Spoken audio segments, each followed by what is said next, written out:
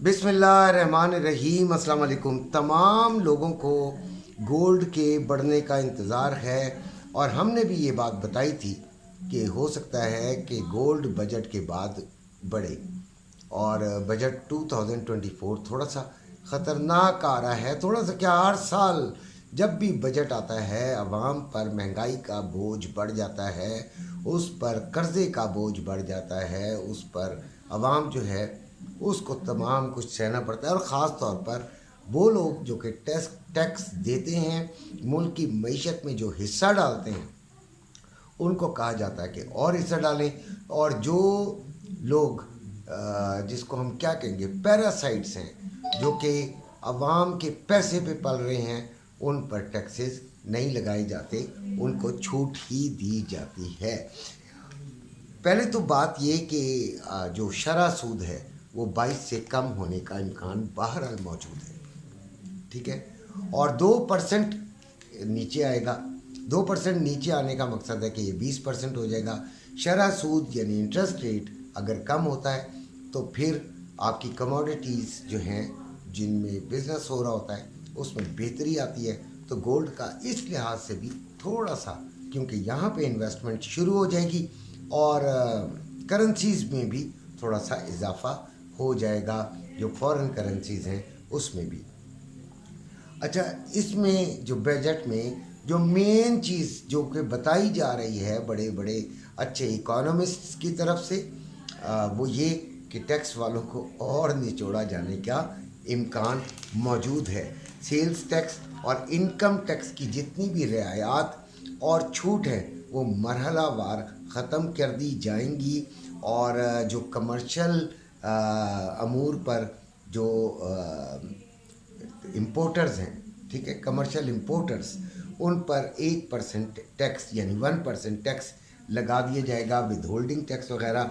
अब आप ये देखिएगा कि गोल्ड भी अगर सही तरीके से यहाँ पर आए तो इम्पोर्ट होकर ही आएगा, आपके मुल्क में तो नहीं निकल रहा।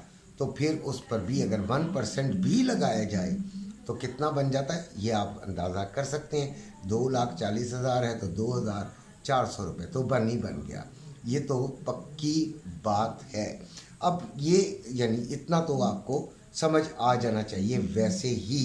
अच्छा, प्राइम मिनिस्टर साहब जो हैं वो बजट की तैयारी को मौखर करके, बजट की तारीख को मौखर करके चाइना चले गए हैं।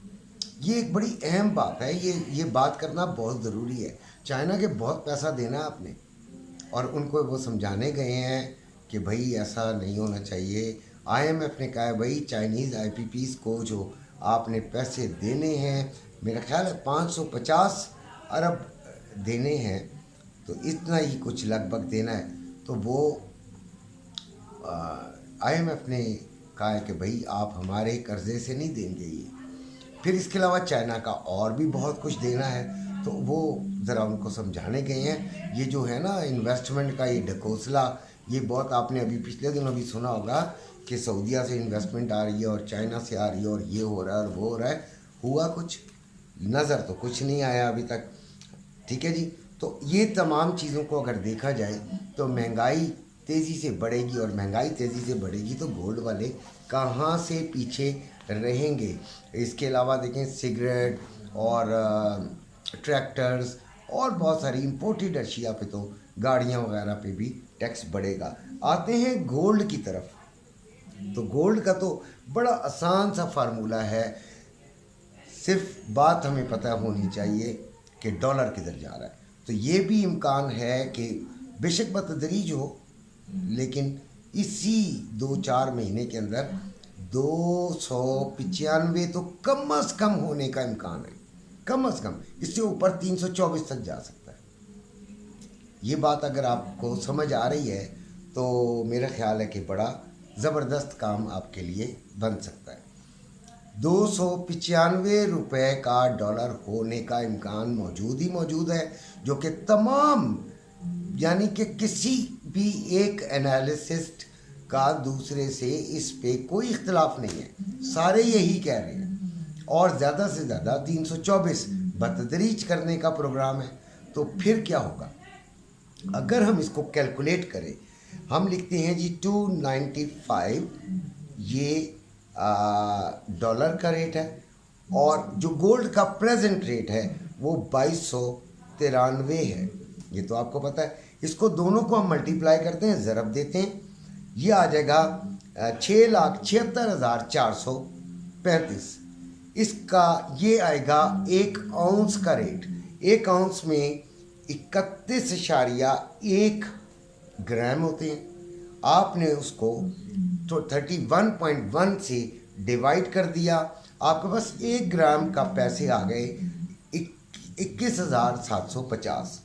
अब अगर हम इसको मल्टीप्लाई करते हैं, ये KPK के रेट का जो तोले का हिसाब है उससे नहीं, बल्कि ये जो पाकिस्तान में होता है 11.664, इससे अगर हम मल्टीप्लाई करते हैं तो रेट आता है 2,53,695। 2,53,695 रुपये आएगा ये रेट, और इसमें अभी फ्रीट नहीं शामिल है। ये बात ध्यान में रखें। फ्रीट चार्जेस कौन से होते हैं भाई? गोल्ड आखिरकार आता है तो वो किसी सवारी पे ही आता है ना, किसी चीज़ पे आता है, तो उसका भी चार्जेस होते हैं। ये तो प्योर गोल्ड के रेट हैं, उसको लाने, उस पर टैक्स वगैरह, ये तमाम चीज़ें मिला मिलू के आपको ये कहाँ पे मिलेगा। इसीलिए मैंने थंबनेल में भी लिखा है 2,50,000 से ऊपर हो सकता है, यानी प्लस हो सकता है। तो ये तमाम चांसेस मैं आपको बता रहा हूँ। इसी लिहाज से मैं अपने बच्चों को, अपने ग्रुप के लोगों को या आप लोगों को जो है वो परचेजिंग मैंने कराई है। इन चीज़ों को ध्यान में रखते हुए, जिन्होंने बेच दिया प्रॉफिट से निकल गए हैं वो निकल गए हैं। हमने कल यानी मंडे और ट्यूसडे को हमने थोड़ा सा इंतज़ार करना है। जहाँ पे भी हमें नीचे मिलेगा हम 50% तक बाइंग कर लेंगे, ये बात ध्यान में रखें। आगे हमारी किस्मत, पाकिस्तानी जो कौम है वो अपनी किस्मत पे बहुत ज़्यादा डिपेंड करती है भाई। इन्होंने तो कुछ नहीं देना, तो हम लोग उस तरह चलेंगे। और इंशाल्लाह जहाँ तक हमारी असेसमेंट है, गोल्ड ने इतना बढ़ जाना चाहिए। अगर नहीं भी बढ़ेगा, अगर फ़र्ज़ कर लेते हैं नहीं भी बढ़ेगा, तो ये बात जहन में रखें कि इसको बढ़ाना पड़ जाएगा। अब हम बात करते हैं कि जिन्होंने ख़रीदा हुआ है और वो अब नुकसान में हैं, तो वैसे तो उनकी बेवकूफ़ी है। उन्होंने अच्छे रेट्स में अगर देना था तो वो दे देना चाहिए था। अब पछतावे क्या हो, तो होवत जब चिड़ियाँ चुग गई खेत, लेकिन अभी खेत नहीं चुगा गया। आप बिल्कुल परेशान ना हो, जिनके पास टाइम है। देखें, ऐसे लोग तो कभी भी ना पूछा करें कि भाई मैंने प्लॉट लेना था तो मैंने पैसे रखे हुए थे तो मैंने उसका गोल्ड ले लिया, पेमेंट आ रही है, अब मैं क्या करूं, मुझे नुकसान हो रहा है। इस किस्म के लोग ना पूछा करें, इसलिए कि यार क्या ज़रूरत है आपको गोल्ड लेने की? अगर आपको कुछ दिनों के लिए लेना था, कुछ तुक्के तो नहीं चलाने यार, कोई जुआ तो नहीं खेलना, समझदारी से चलें। अगर आप बिज़नेस करते हैं तो फिर तो ठीक है, या आपके पास बिल्कुल फालतू पैसा है और आप उसको डीवैल्यू होने से बचाना चाहते हैं, तब तो करें। आप फंस के लेते हैं और फिर आपकी नसीब में ऐसा ही मामलात होते हैं कि गोल्ड नीचे गिर जाता है, तो आप परेशान होते हैं। परेशान ना हो, बेच दें, अपना काम जो ज़रूरी है वो निकालें, नुकसान फ़ायदा छोड़ें, फिर कभी सही। अपना ख्याल रखिएगा। अल्लाह।